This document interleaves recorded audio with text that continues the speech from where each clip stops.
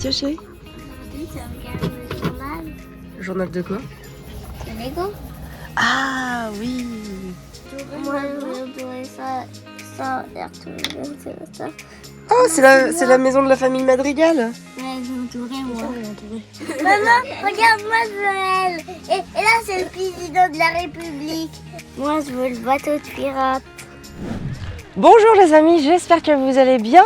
Aujourd'hui, gros sujet parce que je voudrais vous parler de comment éduquer nos enfants au rapport à l'argent. C'est pas toujours évident à un enfant qui va réclamer certaines choses, ça peut être des jouets, ça peut être aussi des fruits dans un magasin, ne serait-ce que il y a quelques jours, les enfants voulaient des fruits de la passion, ils étaient à 1 franc 50 pièces, donc ça équivaut à peu près à 1,50 € pièces.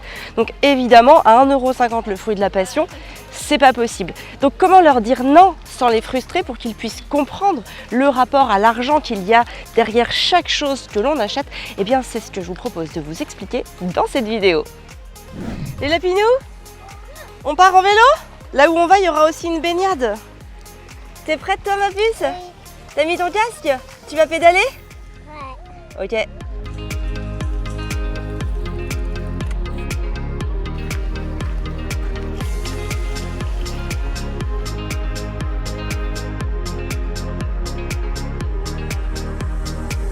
C'est bon les loulous? Les gens ils vont penser ça qu'on mange tous les jours parce qu'à chaque fois qu'on fait une vidéo on mange des sandwichs ou des burgers ou des pizzas. Est-ce qu'on mange ça tous les jours? Non. Non, on mange quoi d'habitude? Des salades. Ouais, des salades. C'est bon les? Ouais. Et c'est quoi qui est meilleur? Ça. Et pour la santé? La salade. La salade. Mais est-ce que tu aimerais manger une pizza tous les jours? Non. Non. Tu veux que je paye quoi hein? Mais on sait pas combien ça coûte chérie. Si ça coûte 1 €, c'est pas cher? Ah bon? Pour toi 1 € c'est pas cher? Et du coup si ça coûte 1 €, tu pourrais le faire? Et si ça coûte 10 €? Tu peux le faire aussi? C'est pas cher 10 €? À partir de combien c'est cher? 80 €. À partir de 80 € c'est cher? Par rapport au rapport à l'argent, déjà pour soi en tant qu'adulte, il faut avoir la conscience de ce que l'on a vécu quand on était enfant, ou en tout cas ce qui nous a accompagnés comme croyance, comme conditionnement depuis qu'on est enfant. Parce que peut-être que vous avez vécu dans un foyer modeste, peut-être même dans un foyer pauvre, et inconsciemment, ce que disaient les adultes autour de vous à ce moment-là, c'était que ceux qui avaient de l'argent, c'était des gens pas bien, parce qu'eux n'en avaient pas. Et donc forcément, ceux qui ont ce que l'on n'a pas, eh ben, en général, on les aime pas. Et donc subtilement, inconsciemment, subliminalement, eh bien, on grandit de cette manière-là avec un rapport à la richesse, aux gens riches, ou au fait d'ailleurs de gagner de l'argent, en tout cas de gagner beaucoup d'argent, qui n'est pas sain, qui n'est pas cohérent et qui n'est pas positif. Parce qu'on garde en tête les conditionnements, en tout cas les ancrages de quand on était enfant ou quand on nous disait, ou en tout cas quand on entendait, parce que très souvent on ne nous le disait pas, mais on pouvait entendre autour de nous le fait que gagner de l'argent, gagner beaucoup d'argent, avoir beaucoup d'argent, etc., c'était associé à quelque chose de mal. Finalement aujourd'hui, est-ce qu'il y a des gens autour de vous que vous connaissez, ou même des gens pas autour de vous, mais des gens riches par exemple que vous connaissez, est-ce que ce sont des gens mal? Est-ce qu'on pourrait leur dire « Ah c'est pas bien, ils ont mal gagné leur argent, ils méritent pas d'avoir autant d'argent, etc. etc. » Non! Simplement des gens qui ont apporté beaucoup de valeur et donc à un moment ils sont rétribués pour la valeur qu'ils apportent aux autres, tout simplement. Donc j'ai envie de dire que la première chose à faire dans ce rapport à l'argent par rapport aux enfants, c'est déjà de commencer par soigner son rapport à l'argent, le sien, et d'être OK avec l'argent. Parce que je ne sais pas si vous avez déjà observé, mais tout le monde veut de l'argent. L'argent c'est quelque chose qui attire. Parce qu'on vit dans une société qui est basée sur ce modèle économique-là. On a besoin d'argent pour satisfaire ses besoins les plus primaires. Mais personne veut trop d'argent parce que justement il y a cet ancrage comme quoi l'argent c'est mal. Donc vraiment le premier truc à faire c'est de soigner son rapport à l'argent, ne plus avoir de tabou par rapport à ça et d'en pouvoir en parler librement avec ses enfants. Nous, en tout cas, on parle énormément d'argent avec nos enfants. Alors, je ne vais pas dire on parle de ça tous les jours, mais en tout cas, on en parle librement. Quand ils nous posent des questions, on leur répond. Il n'y a pas de tabou. Moi, j'ai déjà dit mon salaire plein de fois sur les podcasts ou à différentes reprises, même sur Instagram, de dire combien je gagnais, de combien on se versait. C'est OK, en fait. c'est pas tabou, c'est juste une énergie. En fait, l'argent est une énergie et à partir du moment où on apporte assez de valeur aux autres, c'est normal qu'en échange, on reçoive cette énergie. Et j'ai même envie de dire que ceux qui ne veulent pas gagner trop d'argent, c'est limite ceux qui ne veulent pas donner trop aux autres. En tout cas, je parle surtout au sujet de ceux qui sont entrepreneurs, bien sûr. Ceux qui sont sur un modèle salarié, c'est un petit peu différent.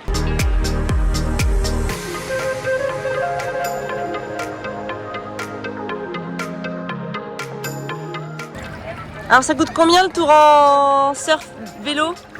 C'est gratuit? Ah c'est bien ça. Ma cocotte en papier doré. Toi aussi tu veux aller sur le surf vélo?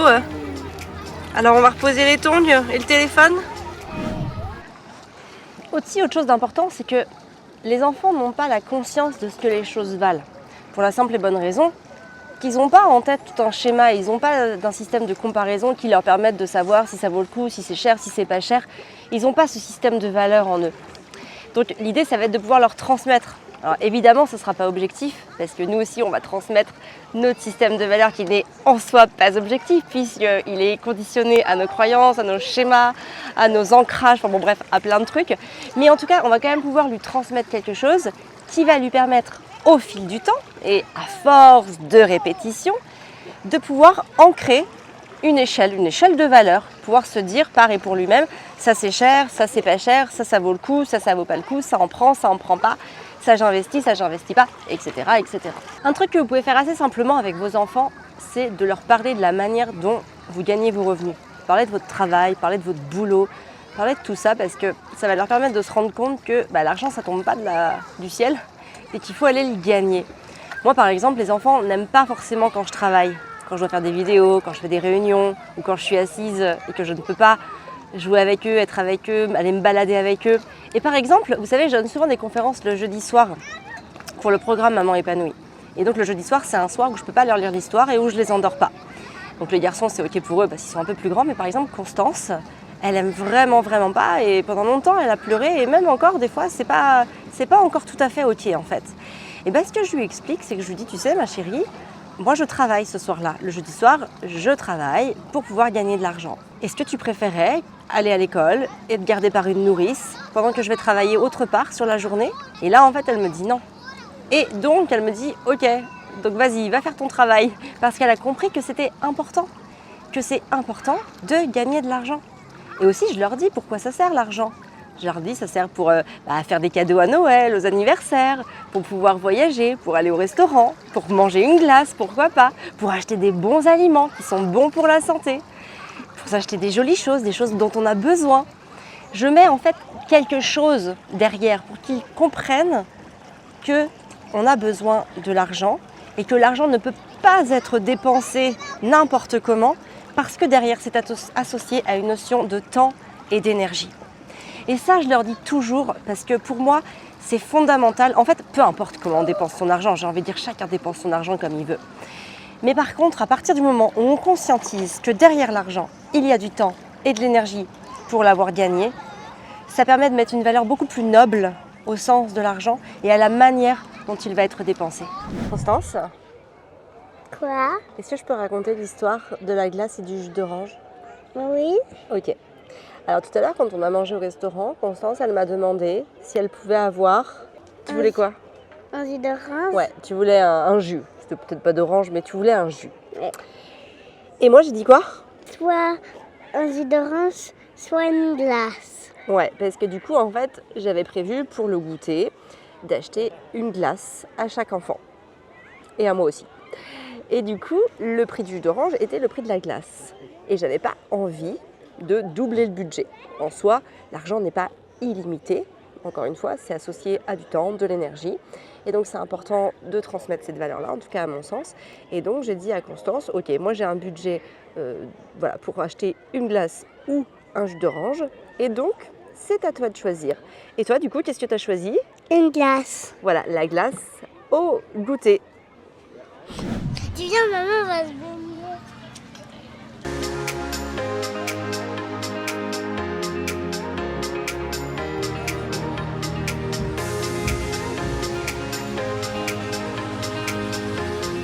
On va rentrer, Yassi?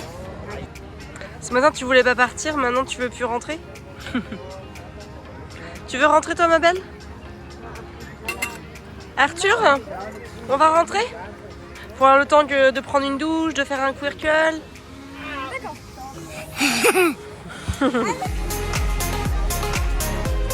Où sont les vélos, Loulou?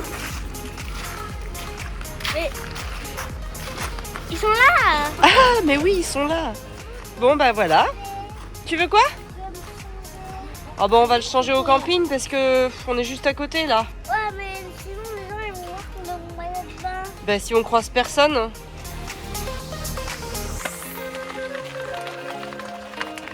Avanti, avanti! On est tout frais, on sent bon, on a pris nos douches. Et avant de conclure cette vidéo, je voulais quand même vous donner ce tips que vous pouvez faire avec vos enfants pour les accompagner par rapport au rapport à l'argent. C'est de les rendre autonomes sur une somme d'argent. Alors nous, on ne leur donne pas d'argent, concrètement parlant. Par contre, ils en reçoivent, notamment à Noël, ils reçoivent de la part de mes grands-parents à moi, un petit billet chacun pour qu'ils puissent s'acheter ce qu'ils veulent. Et donc ils ont cette petite somme d'argent dont ils disposent et avec lesquelles ils vont pouvoir acheter des choses qui leur font plaisir sur l'année. En fait, à chaque fois qu'ils achètent quelque chose, on déduit le montant et il y a toujours un solde. Et donc ça leur permet d'estimer la valeur de l'argent, la valeur des choses en tout cas, par rapport à ce petit pécule. Autre chose que l'on ne fait pas mais que vous pouvez vraiment faire, c'est par exemple revendre les jouets que vos enfants ne veulent plus et en fait leur permettre d'avoir cette somme à leur disposition pour pouvoir s'acheter ce dont ils ont besoin, ce dont ils veulent, en tout cas ce qui leur fait envie. Ça c'est vraiment top. Moi je le fais pas parce que ça me saoule de faire les annonces sur Le Bon Coin, sur Vinted, ou voilà. Ce que j'aime bien faire à la limite c'est les vides-greniers, mais là avec les dernières années j'en ai pas fait. Donc à voir. Peut-être que j'en referai et notamment avec eux pour le coup. Et dans ce cas-là, en fait, après ils pourront garder les petites sommes pour chaque jouet vendu qu'ils pourront réutiliser comme ils le veulent. Alors si je récapitule, les 3 choses qu'on peut faire pour pouvoir accompagner son enfant pour les aider à développer un rapport sain à l'argent. La première, c'est soigner soi-même son rapport à l'argent, ne plus en faire un tabou, un gros mot, bref, être décomplexé par rapport à l'argent, au fait de gagner de l'argent, etc., etc. Deuxième chose, c'est de pouvoir leur transmettre une échelle de valeur pour qu'ils puissent comprendre la notion de cet échange, qu'est-ce qu'on va pouvoir avoir en échange d'une certaine somme d'argent pour qu'ils puissent se faire leur propre échelle de valeur. Et la troisième, pouvoir leur confier un petit budget qu'ils auront gagné ou voilà, qu'ils auront eu en cadeau de temps en temps pour qu'ils puissent aussi acquérir ces automatismes de dire ok que l'argent, quand on achète des choses, on en a moins. Vous savez, une fois Arthur m'avait dit mais pourquoi tu payes pas en carte? Parce que dans ce cas-là, comme ça, c'est pas vraiment ton argent. Et donc je lui avais expliqué bien sûr l'association avec mon compte bancaire et que du coup j'avais de l'argent à la banque et que c'était prélevé directement. Mais voilà, le fait d'avoir de l'argent vraiment en liquide, ça leur permet d'avoir cette notion beaucoup plus concrète qui s'inscrit en eux. Voilà, si vous avez aimé la vidéo, n'hésitez pas à liker, commenter, retrouvez-moi aussi sur mes réseaux sociaux, Instagram, Facebook, etc. Bref, et restez connectés parce qu'il y aura d'autres vlogs cet été. Ciao, et puis surtout prenez bien soin de vous pour prendre soin de vos enfants.